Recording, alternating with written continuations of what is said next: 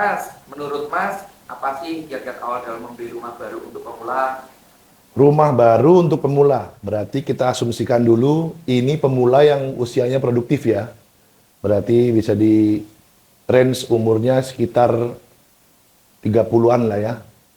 Jadi kalau untuk rumah baru untuk pemula yang perlu diperhatikan ada 3 parameter sebenarnya. Parameter pertama yang perlu diperhatikan oleh pemula yaitu kebutuhannya. Nah ini kebutuhan itu apa aja ya? Kebutuhan itu kaitannya adalah tata ruang, kebutuhan dari okupansi rumah itu sendiri, seperti jumlah penghuninya. Nah, biasanya kan istri, suami, 2 anak gitu. Seperti itulah kalau kebutuhannya. Kemudian kebutuhan itu sama halnya dengan kendaraan. Nah, kendaraan itu juga termasuk dalam kebutuhan. Jadi misalkan dia punya mobil berapa, dia punya motor berapa, itu kebutuhan. Itu di parameter pertama. Untuk parameter kedua, nah ini agak-agak suka-suka ini nih, agak-agak suka-suka melengseh dikit kadang-kadang. Parameter kedua itu ada di keinginan. Jadi bagi pemilik rumah atau pencari rumah pertama atau pemula yang baru-baru cari rumah ya, keinginan ini nih yang bikin kadang-kadang, wah aku pengen ini tapi nggak bisa ini. Aduh, itu saling bertentangan biasanya. Nah biasanya keinginan ini kita harus banyak referensi atau sering buka literasi. Sering buka literasi, buka referensi di online, baik online ada Pinterest dan lain-lain. Jadi keinginan itu kaitannya apa aja? Keinginan itu kaitannya seperti model bangunan, style interior, atau tata letak ruang yang calon pemilik ini sukai. Gitu. Nah, parameter ketiga, nah ini yang sangat-sangat krusial nih parameter ketiga. Parameter ketiga adalah kemampuan. Kemampuan ini kaitannya adalah soal budgeting atau anggaran.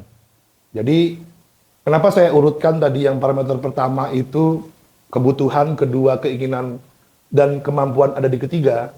Jadi disinkronkan dulu antara yang satu dan parameter satu tadi, kebutuhan tadi, kemudian parameter kedua tadi, keinginan tadi, baru kita bisa adjustment parameter ketiga.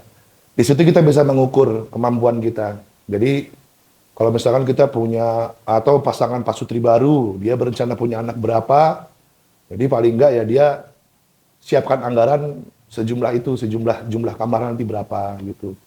Jadi seperti itu kurang lebih sih, kalau menjawab pertanyaan dari Mas Yosi tadi. Oh, gitu ya Mas. Terus dalam transaksinya, Mas ada saran nggak buat teman-teman yang nonton ini? Transaksi rumah baru untuk pemula ya berarti ya. Ya. Transaksi rumah baru untuk pemula itu, gini-gini. Jadi transaksi rumah itu atau jual beli rumah baru bagi pemula, ya pemula ini berarti kan dia belum pernah mengalami ya. Dia harus banget didampingi oleh orang yang mengerti hukum.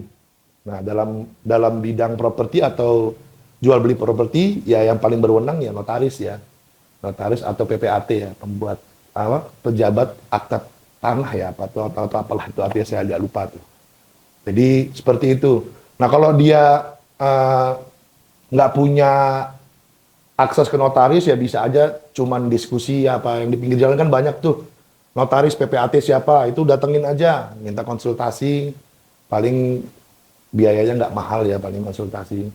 Nah, pertama itu dulu, jadi harus dilindungi naungan hukum dulu, yang bantu adalah notaris tadi. Yang kedua, pas kita mau beli, pastikan legalitasnya bagus dulu. Legalitasnya bagus itu gimana Mas? Legalitasnya bagus itu ya dia sudah SHM, jadi sertifikatnya sudah on hand. Biasanya baik penjual perorangan atau developer, biasanya dia legalitasnya suka nggak on hand, legalitasnya itu suka masih diproses di BPN dan lain-lain. Nah itu kalau saran saya dihindari dulu. Jadi cari kalau bisa yang on hand. Jadi SHM-nya on hand, PBG atau dulu IMB, sekarang PBG namanya. Kalau dulu namanya IMB, sekarang PBG izinnya. Ini bisa di Google aja artinya apa tuh. Nah, alangkah baiknya kalau SHM on hand, PBG atau IMB on hand, nah itu udah siap transaksi sebenarnya. Nah, pertama itu. Kedua, kalau mau beli rumah, usahakan jangan pernah sekali-sekali transaksi di bawah tangan. Jadi kalau kita sering lihat orang bersengketa atas properti, itu faktor penyebabnya 80% karena transaksi di bawah tangan. Apa tuh transaksi di bawah tangan? Jadi nggak pakai notaris, nggak pakai apa. Dia hanya, ini rumah milik saya, ini aset milik saya jual sekian, kalau kamu mau tanda tangan, materai. Oh, itu nggak cukup kuat tuh. Itu berpotensi untuk menjadi kasus atau masalah di kemudian hari. Baik dari pemilik tanahnya yang bisa menggugat atau pemilik rumah yang bisa menggugat, atau haknya pembeli yang nggak terwujudkan. Jadi gitu sih. Jadi poin pentingnya ada di SHM, PBG atau IMB, pokoknya legalitasnya on hand. Yang ketiga ya konsultasi sama notaris dan harus dengan notaris akad jual belinya. Jadi itu menjawab pertanyaan tadi. Makasih banyak loh Mas, infonya ini mantap banget. Oh, sudah gitu aja. Berarti masih banyak tuh materi-materi lain tuh sebetulnya dari pertanyaan kamu tadi. Sebetulnya kalau kita mau kembangkan, banyak banget aspek yang bisa dibahas dari pertanyaan satu dan kedua tadi. Jadi biar penonton nggak bosen, kita lanjut ke video-video berikutnya aja nanti pembahasan selanjutnya ya. Oke. Oke. Siap.